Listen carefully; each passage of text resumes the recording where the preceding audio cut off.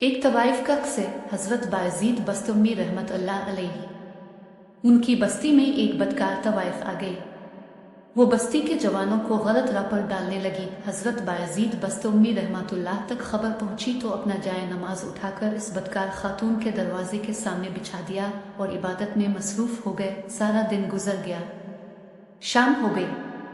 شہر کے لوگ بدکار خاتون کے دروازے پر آتے اور وہاں بايزيد بستمی رحمت اللہ کو عبادت کرتا دیکھ کر شرم سے واپس چلے جاتے۔ جب شام ڈھل گئی اور خاتون حیران ہوئی کہ آج کوئی گاہک نہیں آیا تو اس نے دروازہ کھولا۔ باہر حضرت بايزيد بستمی بیٹھے تھے۔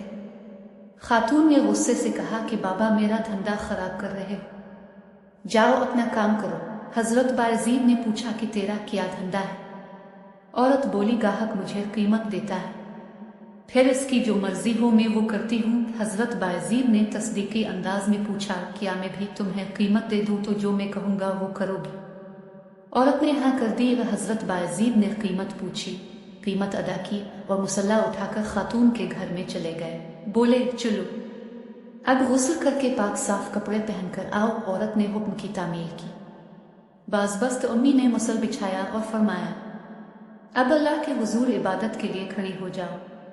جب خاتون کھڑی ہو گئی تو حضرت بايزيد بستمی رحمت اللہ نے سجدے میں گر کر اللہ سے عرض کی اللہ کریم، اسے یہاں تک لانا میرا کام تھا، اب اس کا دل بدلنا تیرا کام ہے۔